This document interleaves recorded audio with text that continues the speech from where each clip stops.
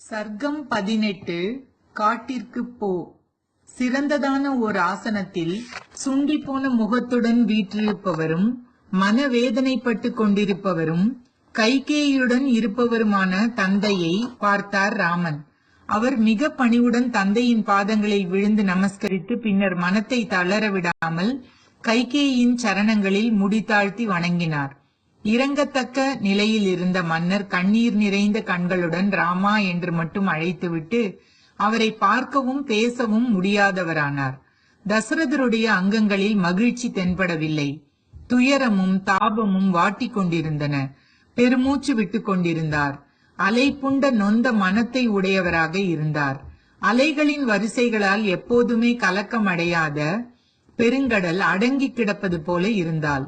ராகுவினால் பீடிக்கப்பட்ட சூரியன் போலவும் பொய் வார்த்தை சொல்லிவிட்ட முனிவரை போலவும் பொலிவிழந்த தோற்றம். இதற்கு முன்னர் இம்மாதிரி வித்தியாசமான நிலையில் பார்த்து அறியாத ராமன் காலால் பாம்பை மிதித்து விட்டதை போல துணுக்குற்று அச்சமடைந்தார். தந்தையின் அந்த சோகம் எண்ணி பார்க்கவே முடியாதது. காரணம் என்னவாக இருக்கக்கூடும் என்று பருவ காலங்களில் ஆர்ப்பரிக்கும் பெருங்கடல் போல மனம் தத்தளித்தார். ராமன் தந்தையின் நலனில் அக்கறையுடைய ராமன். என் தந்தை ஏன் இப்போது என்னுடன் சிரித்து பேசாமல் இருக்கிறார்? முன்பெல்லாம் என்னுடைய தந்தை கோபத்துடன் இருந்தாலும் என்னை பார்த்தவுடன் மகிழ்ச்சி அடைவாரே. அப்படிப்பட்டவர் இப்போது என்னை பார்த்ததும் ஏன் மன வருத்தத்துடன் இருக்கிறார் என்று தனக்குள் சிந்தை செய்தார். அவர் மனோபலத்தை இழந்தவர் போலாகி சோகத்தால் பீடிக்கப்பட்டு முகம் பொலிவிழந்து அன்னை கைகேயை நோக்கி பணிவுடன் பின்வருமாறு கேட்டார். என் தந்தை என் மீது ஏன் கோபமாக இருக்கிறார்? அறியாமல் கூட நான் எந்த குற்றமும் செய்யவில்லையே. தங்களுக்கு தெரிந்திருக்கும் என்று நம்புகிறேன். அந்த காரணத்தை எனக்கு சொல்லுங்கள். தாங்களே எப்படியாகிலும் இவரை சமாதானப்படுத்துங்கள். எப்போதும் என் மீது பாசத்தை பொழிந்து கொண்டிருப்பாரே. இப்போது உவகை இல்லாத மனத்தோடு உள்ளாரே. முகம் வாடி மிகவும் தீன நிலையில் இருக்கிறார். என்னுடன் பேசக்கூட மாட்டேன் என்கிறாரே. சரீர சம்பந்தமான நோய், மனதை வாட்டும் துயரம், இவை ஏதேனும் இவரை தாக்கி இருக்கிறதா என்ன? ஏனெனில் பொதுவாக மனிதர்களுக்கு எப்போதும் சுகமே கிடைத்து கொண்டிருப்பது மிகவும் அரிது. இனிய தோற்றமுடைய குமாரன் பரதன், மகாவீரனான சத்ருக்னன் அல்லது என்னுடைய தாயார்கள், இவர்களுக்கு எந்த குறையும் ஏற்பட்டு விடவில்லையே. மன்னருக்கு அதிருப்தியை கொடுத்துவிட்டு அல்லது தந்தையின் கட்டளைப்படி நடக்காததால் அவருக்கு கோபத்தை உண்டாக்கிவிட்டு ஒரு முகூர்த்த காலம் கூட நான் உயிரோடு இருக்க மாட்டேன். ஒரு மனிதன் தன் பிறப்புக்கு மூல காரணமானவரும் கண்கண்ட தெய்வமுமான தந்தையை மீறி எவ்வாறு இருக்க முடியும்? தாங்கள் அளவு கடந்த அன்பு சலுகையால் அல்லது கோபத்தால் கடுமையான சொற்கள் ஏதும் சொல்ல அதனால் இவர் மனம் குழம்பி போயிருக்கிறாரா? அன்னையே, மன்னரிடம் இதற்கு முன்னர் எப்போதும் பார்த்திராத இந்த மாற்றத்திற்கான காரணத்தை கேட்கிறேன். அருள் கூர்ந்து உண்மையை கூறுங்கள். மகாத்மாவான ராகவன் இவ்வாறு கூறி முடிந்ததும் வெட்கத்தை முற்றிலும் துறந்து நற்பண்புகளை கைவிட்டு தன் மனத்தில் உள்ள விருப்பத்தை தெரிவிக்கும் வகையில் பின்வரும் மொழிகளை கூறினாள் கைகேயி. ராமா, மன்னருக்கு கோபமும் இல்லை, துயரமும் இல்லை. அவர் மனத்தில் ஏதோ ஒரு முக்கியமான விஷயம் இருந்து கொண்டிருக்கிறது. சொன்னால் நீ கேட்பாயோ மாட்டாயோ என்ற பயத்தால் பேசாமல் இருக்கிறார். உன்னிடத்தில் அவருக்கு மிகவும் அன்பு உண்டு. அதனால் உன் மனத்திற்கு மகிழ்ச்சி தராத ஒரு விஷயத்தை கூறுவதற்கு இவரது நா கூசுகிறது. என்னிடம் அந்த விஷயத்தை சொல்லியிருக்கிறார். நீ கட்டாயமாக அதை நடத்தி தர வேண்டும். இவர் முன்பொரு காலத்தில் என்னை கௌரவித்து எனக்கு வரம் கொடுத்தார். கொடுத்த வரத்தை இப்போது நிறைவேற்றி தர வேண்டும் என்று நான் கேட்கும் போது யாரோ பாமர மனிதனை போல அடடா, வரம் கொடுத்ததாக வாக்குதத்தம் செய்துவிட்டேனே என்று வருத்தப்பட்டு கொண்டிருக்கிறார். மக்களின் தலைவரான இவர் நான் வரம் கொடுக்கிறேன் என்று கூறிவிட்டு நதியில் வெள்ளம் பெருகி ஓடிய பின்னர் அணை கட்டி தண்ணீரை தேக்க முயல்வதை போல இப்போது அந்த உறுதிமொழியை பொருளற்றதாக செய்ய விரும்புகிறார். சத்தியம்தான் தர்மத்திற்கு ஆணிவேர் போன்றது என்பது எல்லா சான்றோர்களுக்கும் தெரியும். உன் நன்மையை விரும்பும் அவர் அதனால் என் மேல் கோபம் கொண்டு கொடுத்த வாக்கை கைவிடக் கூடாது. மன்னர் சொல்லிய விஷயம் உன் மனத்திற்கு பிடித்ததோ பிடிக்காததோ அதை நீ செய்வாயே. ஆனால் நடந்தது எல்லாவற்றையும் நடந்தவாறே உனக்கு சொல்கிறேன்.